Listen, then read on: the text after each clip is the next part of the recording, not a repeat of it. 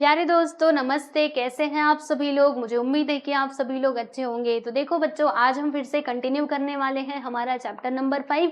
इसमें हमारे 2 लेक्चर्स हो चुके हैं और ये है लेक्चर नंबर 3। तो इस लेक्चर नंबर 3 में जो हमारे लास्ट वाले टॉपिक्स हैं ना, उनको हम देखने वाले हैं। जैसे इसमें हम समझेंगे कोहरा, ओस और तुषार के बारे में और वर्षा के परिणाम देखेंगे। फिर अम्लीय वर्षा किस प्रकार से होती है, ये सारी चीजें हम यहाँ पे समझने वाले हैं। ठीक है दोस्तों, जिन्होंने भी पिछले दोनों लेक्चर्स को नहीं देखा है, प्ले लिस्ट में जाकर के देख लेना।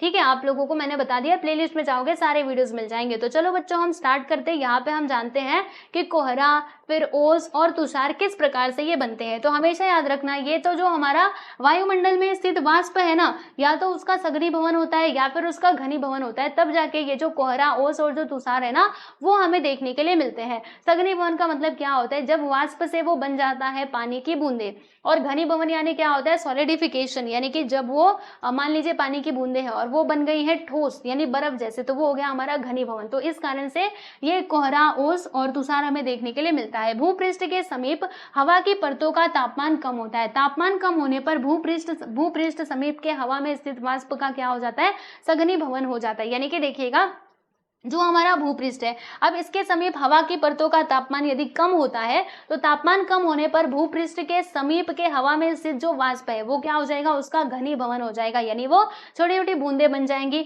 और इस क्रिया में क्या होता है, जो वाष्प है वो जल के सूक्ष्म कणों में रूपांतरण हो जाता है। ठीक है, और फिर ये जलकर क्या करते हैं, वायुमंडल में ऐसे ऐसे करके तैरते रहते हैं, यहाँ से वहां ऐसे करके तैरते रहते हैं। इस तैरते जलकणों की हवा में स्थित घनत्व बढ़ने पर कोहरा तैयार हो जाता है। यानी जब इनका घनत्व वो बढ़ेगा, ठीक है, डेंसिटी जब इनकी इंक्रीज हो जाएगी, यानी बहुत ज्यादा हो जाएंगे, तब जाके जो कोहरा है वो निर्माण हो जाता है। ठीक है, पहले ये तैर रहे हैं, अब धीरे धीरे करके ये बढ़ते जाएंगे बढ़ते जाएंगे बढ़ते जाएंगे, तब ये कोहरा हमें देखने के लिए मिलेगा। ठीक है, मैंने तो ये देखा है हमारे गाँव में। वैसे अब यहाँ पे ज्यादा नहीं दिखाई देता है, लेकिन हमारे गाँव में ना हमने देखा था, मतलब इतना घना कोहरा छाया रहेगा ना।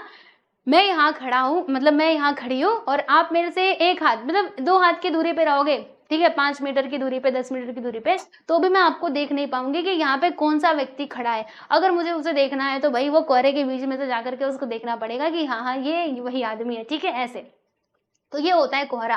फिर अब हम यहाँ पे बात करते हैं किसकी, ओस की बूंदों की। देखिएगा, भूपृष्ठ के वाष्पयुक्त हवा का संपर्क अति शीत वस्तुओं से आने से हवा स्थित वाष्प का सघनीभवन होता है। वाष्प का सूक्ष्म जल बिंदु में रूपांतर होता है।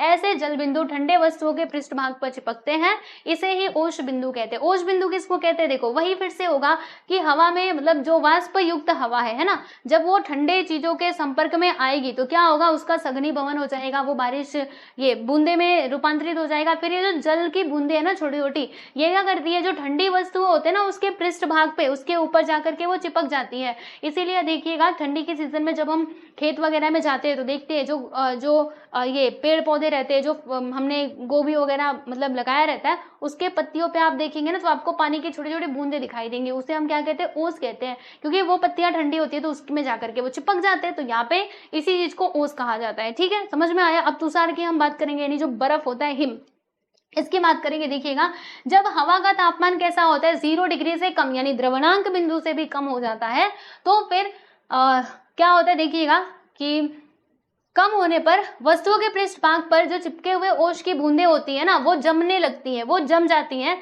और इन जमे हुए ओश बिंदु को हम क्या कहते हैं प्यारे बच्चों, तुषार, यानी हिम तुषार कहते हैं। ओश बिंदु और तुषारों की निर्मित शीतकाल में बड़े पैमाने पर होती है, मतलब शीतकाल में ही आपको ये तीनों भी चीजें देखने के लिए मिलेंगी। तो ये हो गया हमारा ओस, फिर कोहरा और तुषार। तो तीनों के बारे में अच्छे से पढ़ लेना। फिर यहाँ पे वर्षा के परिणाम देखेंगे। तो देखो भाई, वर्षा के कई परिणाम हो सकते हैं, है ना। देखिए, वर्षा के कुछ अच्छे परिणाम भी होते हैं, जैसे वर्षा अतिवृष्टि जैसे हानिप्रद है, वैसे ही कम वर्षा भी हानिप्रद होती है। अगर बहुत ज्यादा बारिश हुई तो नुकसान कर सकती है ना फसलों को, ठीक है, बाढ़ वगैरह ला सकती है। तो जिस प्रकार से बहुत ज्यादा बारिश नुकसानदायक है, उसी प्रकार से अगर कम वर्षा हुई तो भी ये हमारे लिए नुकसानदायक ही होगा। क्यों नुकसानदायक होगा, क्योंकि मान लीजिए अगर कम वर्षा हुई तो अकाल जैसी स्थिति निर्मित हो जाएगी। जैसे बाढ़ आई तो बाढ़ से तो जीवित और वित्त हानि होती है, ठीक उसी प्रकार से अगर बारिश नहीं हुई तो अवशरण, अवर्षण यानी कि सूखा पड़ जाएगा, अकाल जैसे समस्या उत्पन्न हो जाएगी, है ना। अनाज क्या करना पड़ेगा, आयात करना पड़ेगा, किसानों की स्थिति दयनीय हो जाएगी और देश की अर्थव्यवस्था पर क्या बढ़े, मतलब क्या होगा, तो बोझ पड़ेगा, क्योंकि अब हमारे यहाँ पे फसल ही नहीं हो रही, किसके कारण, तो बारिश नहीं हुई ना, इसके कारण। इसीलिए बारिश बहुत जरूरी है, वो उचित मात्रा में हो तो बहुत अच्छी बात होती है, ठीक है। अब देखो, भारत जैसे कि कृषि प्रधान देश की जो अर्थव्यवस्था है वो मतलब खेती पर ही निर्भर है ना। क्यों, क्योंकि देखो हमारा भारत देश कैसा है, कृषि प्रधान देश है, हमारे यहाँ पे ज्यादातर लोग ना खेती में ही लगे हुए हैं। अब सोचो, अगर खेती में ही कुछ नहीं होगा तो हमारे देश की अर्थव्यवस्था डगमगाएगी कि नहीं, बिल्कुल, ठीक है। भारत की खेती यह बड़ी मात्रा में मौसमी वर्षा पर निर्भर करती है, इसीलिए भारत में होने वाली वर्षा संपूर्ण देश के लिए बहुत ही महत्वपूर्ण होती है। उचित समय पर उचित मात्रा में होने वाली वर्षा खेती की उपज को क्या करती है, बढ़ाती है। लेकिन अगर गलती से भी, मतलब गलत मौसम में बारिश हो गई तो फिर वो पूरी फसल को बर्बाद कर देती है। तो भारत की वर्षा अधिकांश अनिश्चित स्वरूप की होती है, कभी भी बारिश हो सकती है ना। हम देखते हैं ना, कभी ठंडी के सीजन में ही बारिश हो जाती है तो कहते हैं हे भगवान, अरे ये तो ठंडी का मौसम है फिर भी बारिश हो रही है, ठीक है, ऐसे बोलते हैं हम लोग।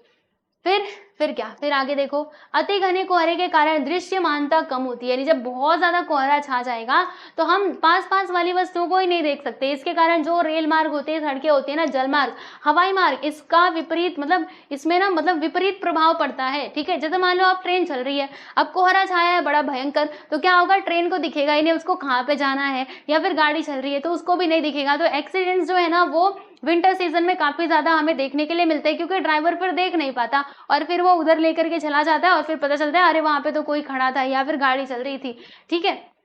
तो ये सारी चीजें होती है। कई बार दुर्घटना होने की स्थिति उत्पन्न हो जाती है, दुर्घटना होती भी है कोहरे के कारण। गाड़ियां, हवाई जहाज आदि यातायात सेवाएं क्या करनी पड़ती है, रद्द करनी पड़ती है। आप लोगों ने देखा होगा कि जब ठंडी का मौसम आता है ना तो उस टाइम पे कई गाड़ियों को मतलब कैंसिल कर दिया जाता है, या फिर हवाई जहाज को भी कैंसिल कर दिया जाता है, क्योंकि पायलट को कुछ दिखेगा ही नहीं, हवाई जहाज को उड़ाना है किधर और वो किधर और भी लेके चला जाएगा, ठीक है। तो ये सारी चीजें बहुत ही महत्वपूर्ण होती है और फसलों के लिए भी यह हानिप्रद होता है, ठीक है। तुषार हानिकारक होते हैं, जैसे जो ओले पड़ते हैं वो। उसी प्रकार तुषारों के कारण सड़कों पर दुर्घटनाएं घटित होने की संभावना होती है। ओस और कोहरे से बीमारियां फैलकर खेती के कुछ फसलों को क्षति पहुंचती है, ठीक है। तो कुछ फसलों के लिए तुषार उपयुक्त तो सिद्ध होते हैं, यानी जो तुषार है, आप सोचिए ना, आपको बहुत ज्यादा ठंडी लगे, बस ठंडी लगती जाए, आपके शरीर पे पूरे बर्फ बर्फ जम जाए, तो कैसा लगेगा, कैसा लगेगा, अरे हम बीमार पड़ जाएंगे, इतना थोड़े ना हम बर्फ सह सकते हैं। तो ठीक उसी प्रकार से जो पौधे हैं, कुछ पौधे तो ऐसे हैं जो ठंडी को मतलब सह सकते हैं, लेकिन कुछ ऐसे हैं जो नहीं सह सकते, जिसकी वजह से फसल नष्ट हो जाती है। तो ये हो गया। अब अम्लीय वर्षा देख लेते हैं। अम्लीय वर्षा क्या होती है प्यारे बच्चों, देखो इसको समझना बहुत आसान है। जैसे औद्योगिक क्षेत्र के प्रदूषण से, औद्योगिक मतलब जो इंडस्ट्रीज लगी हुई है उसमें से जो धुआं है वो निकलता है, ठीक है, जो हमारे एटमॉस्फेयर को प्रदूषित करता है। तो वहां से जो हवा निकल रही है वो सब क्या होती है, गैसें जो है वो हवा में मिल जाती है, जो गैसें निकल रही हैं, और इन गैसों की हवा में स्थित वाष्प के साथ क्या होती है, रासायनिक अभिक्रिया होती है। यानी अब क्योंकि हवा में तो वाष्प मौजूद है, अब इसके साथ रासायनिक अभिक्रिया होगी, फिर ये क्या होता है, होकर के भिन्न भिन्न प्रकार के जो अम्ल है वो तैयार करते हैं, जैसे कि नाइट्रिक अम्ल, देखो नाइट्रिक अम्ल, सल्फ्यूरिक अम्ल, ये सारे आदि, ठीक है। और फिर जब बारिश होती है तो ये जो अम्ल है वो बारिश के पानी में घुल जाते हैं और फिर वो जमीन के ऊपर आते हैं। और जब अम्लीय वर्षा होती है तो ये सजीवों के लिए और निर्जीवों के लिए काफी नुकसानदायक होती है। समझ में आया? तो ये है प्यारे बच्चों अम्लीय वर्षा, जो कभी कभार होती है। तो फाइनली आपका ये जो चैप्टर है यहाँ पर होता है कंप्लीट। हमने सारी चीज़ों को पढ़ करके अच्छे से समझ लिया है। वृष्टि क्या होती है, कैसे होती है, मेरे ख्याल से आपको सारी बातें समझ में आ गई होंगी। फिर भी कुछ भी डाउट है तो कमेंट सेक्शन में मेंशन कर सकते हो। अभी आज के लिए बस इतना ही प्यारे बच्चों, मिलते हैं नेक्स्ट वीडियो में। सब लोग अपना ध्यान रखिए और अच्छे से पढ़ाई करते रहिए।